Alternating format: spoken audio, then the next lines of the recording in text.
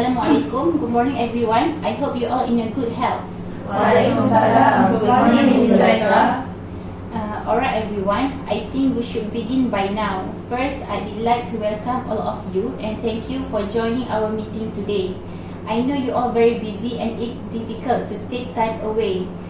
For today's meeting, we will discuss our strategy and plan on how to penetrate into the global market. As you all know, our brand has been growing steadily in the local market, and now we are considering expanding our sportswear brand in the Europe, US, African and Western Asia market.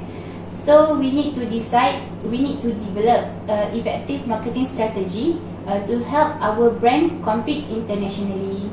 So let's begin. Yes, Ms. Zulaika, I have compiled all the necessary information here. These documents include the sportswear market outlook as well background and analysis of all our competitors. With the likes of brands like Nike, Adidas and Puma, they have already established a strong presence in the sports industry. That's great. Thank you, Ms. Nabiha. As you can see here, for today's meeting, the main agenda we will be talking about is our business plan to expand into the international market.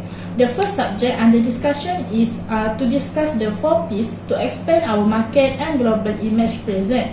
Our first branch will be opened in the UK in 10 months from now by next year, followed by the US, South Africa and Qatar. Alright, so let's begin with the first P, which is product. Is there any suggestion from each of you? I'm sorry to interrupt you, Ms. Zulaika, but before deciding the strategies of the 4P, should we decide what kind of target audience we are targeting? I'm referring specifically to the market segmentation aspect. So our target customer are athlete, fitness enthusiasts and sport-driven people alike. This segment include professional athletes, amateur and individuals who regularly participate in sport and fitness activities. Geographic and demographic wise, the market we are aiming for are highly diverse. So for the geographically speaking, our brand focuses on specific cities, region and country according to the local preference. Demographic wise, we are targeting both women and men. We also focus on different age groups that are distinct preference and needs. The population, especially in the UK and US, in all walks of life, races, ethnicities, and more.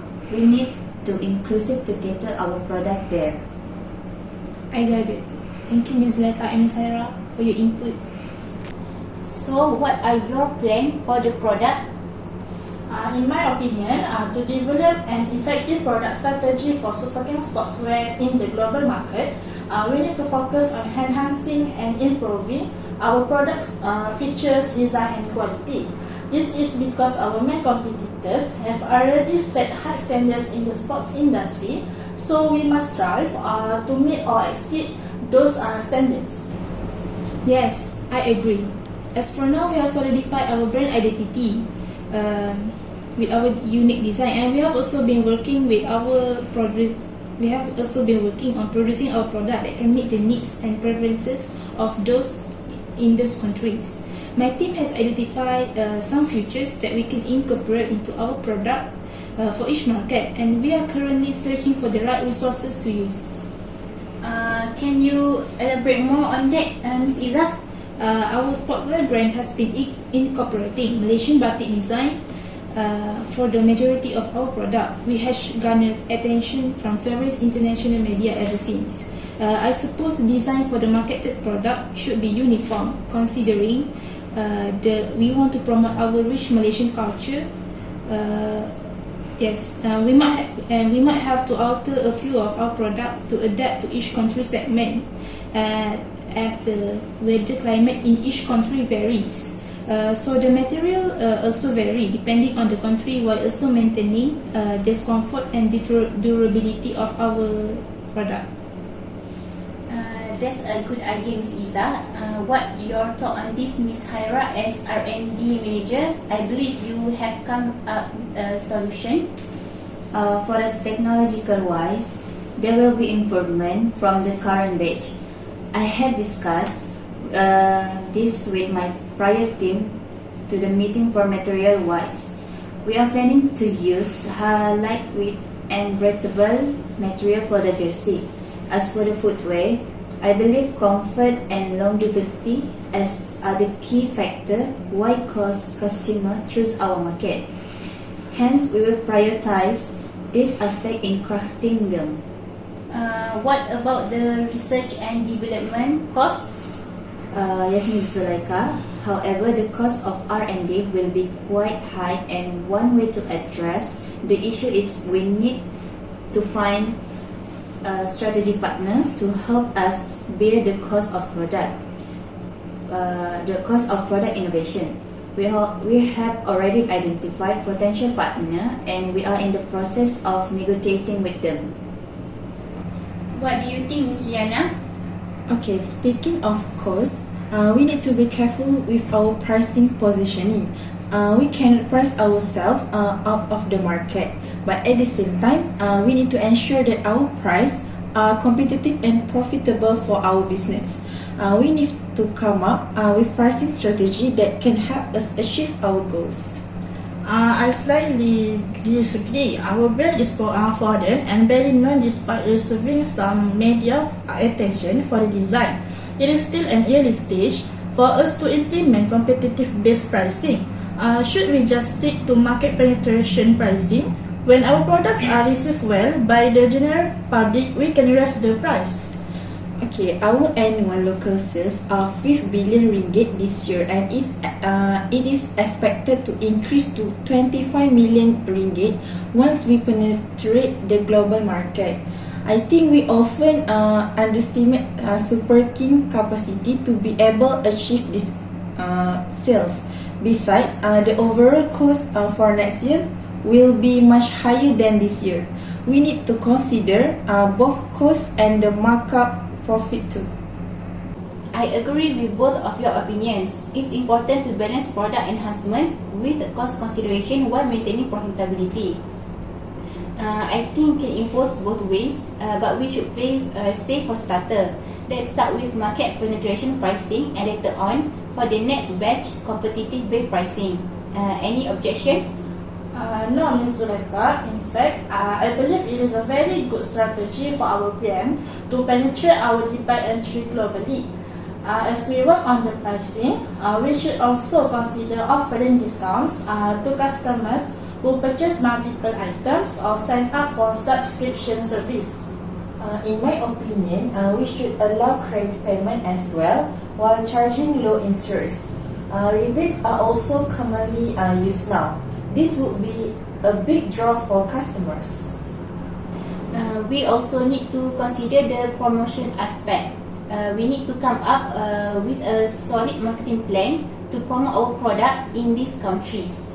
I also want our brand to be transparent with customers as they help build trust and credibility. Besides offering reasonable price with premium products, we can use social media, influencers, and various platforms of marketing channel. Though I believe the most effective marketing tool is word of mouth, where we can utilize good and honest reviews to reach our target audience. I agree. It's also relatively low cost and more credible as people are more likely to trust personal recommendations from closet friends and family. Example of word of mouth marketing among brands that I perceive as effective is social media like Twitter, where customers share their honest feedback about the product. A tweet that gains many engagements can increase sales and build their image presence internationally while retaining all customers and attracting the potential ones. Other than that, word of mouth via traditional and online sites like social media, let's utilize the full use of direct selling. The former is generally an approach of engaging with consumers directly, which is more appropriate for a small business premise like us. Another aspect we can focus on is influencer marketing. It is regarded as trustworthy as the return on investment is greater than other marketing channels. We can partner and collaborate with local influencers and celebrities in those countries to help promote our brand and products to their followers.